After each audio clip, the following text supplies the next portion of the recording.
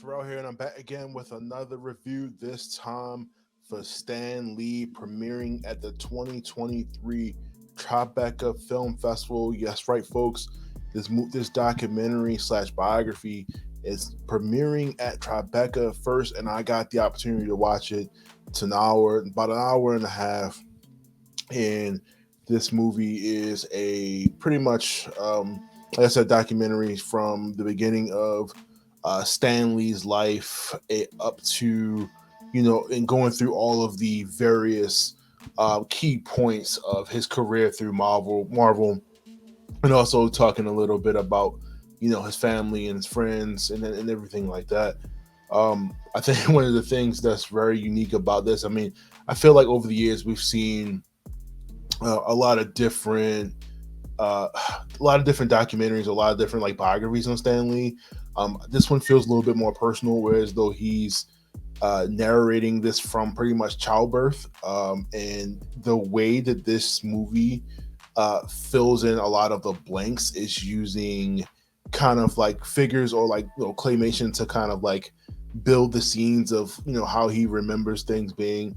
On top of that, using like the archival footage to fill in a lot of the blanks in the story.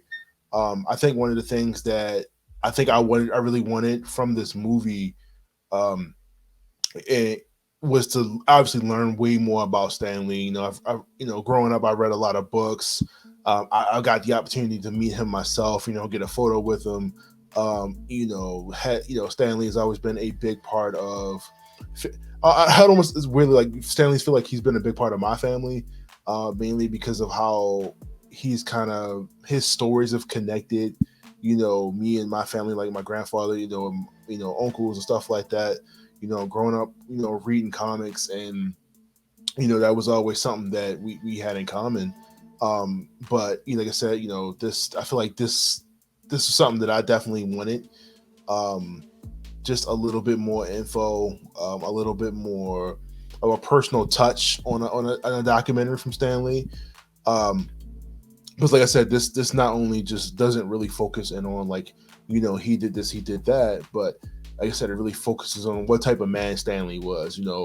What he had to do before he became the guy that we all knew, the publisher, the writer, that we all knew.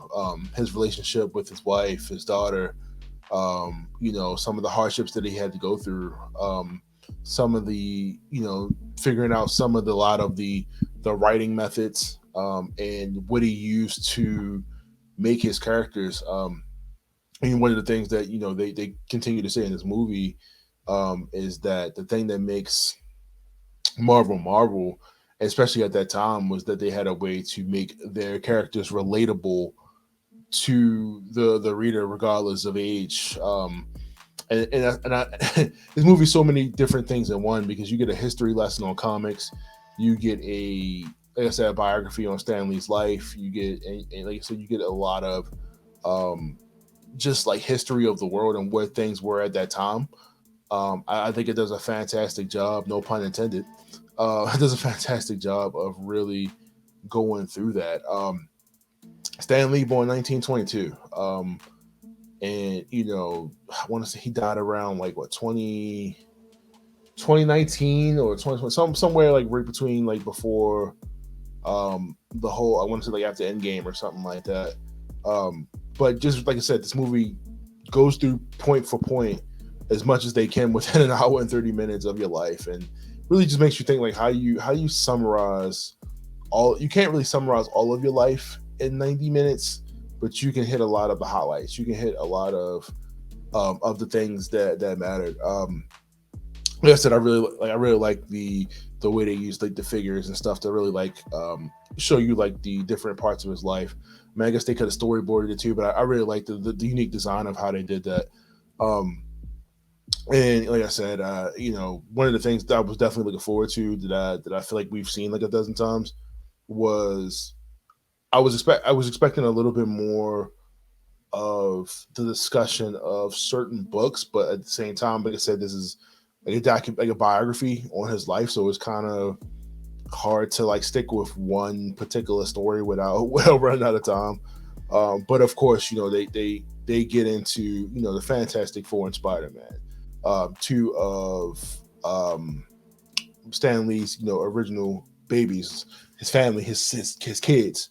And they get into the details of that, and of course, if you've watched any documentary or anything with Stan Lee, you've probably heard the story of his creation of Spider-Man 1,000 times. You've probably heard the Fantastic Four, but I think in this way it's a little bit more. Not only do you get Stan Lee, but they also bring in Jack Kirby um, and Steve Ditko for interviews that I've never heard before. They put here, so I thought they did a really amazing job with that. You really get a little bit more insight into the relationships with Stan Lee and the characters. I think they go into the kind of like the control and the ownership that they get into between writers and artists. They really talk about that in here, and who has control of what. Who they get into. Who exactly created what based off of the idea, or if once you actually make it a tangible object with art. Um, they get into a lot of that. And I feel like that was more so the more interesting. Not to say his life was interesting, but like the more interesting part of figuring out that kind of age old debate of between those two. But I think they did a good job, respectively down the board about everybody. I don't feel like this was one of those like fluff pieces that really try to put Stanley in a bad light. And you know what I mean? Like, as far as I've grown up, and I've never heard anything bad about him, at least not to the extent that you would hear about anything else. But the guy lived a pretty fantastic life. And I think this documentary also goes to show kind of never give up on certain things. You never know, the job that you have might be something that changes your life, or it might change the life of somebody else. And I feel like I've said this before. But Stan Lee throughout this, he felt like comics wasn't a respectable medium, at least for the age that he was at the time that he was doing it, and it was something that he wanted to give up on. And thank God, because if it wasn't for his wife, we would never get the characters that we love and some of the ideas. Marvel would not be what Marvel is today if his wife had not convinced him to stick with it and at least do the comics that they want to do. And like I said, that's one of those stories that you've heard before, but they've brought that in a new light. While also, giving a little bit more life to Steve Ditko and Steve Ditko and the rest of the artists that are there.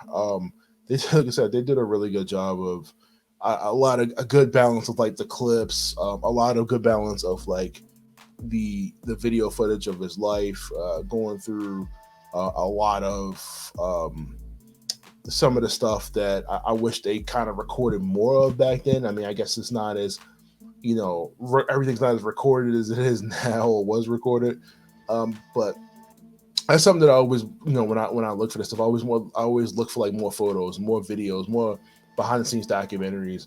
And this movie uses footages, like I said, I've never seen before. And I've always looked for like interviews and stuff with Stan Lee, and I feel like this is a really good package. Really, like I said, really cool that they were able to get Stan Lee to kind of voice his soul before he died. I can imagine how long they've been working on this. Signed off by Marvel.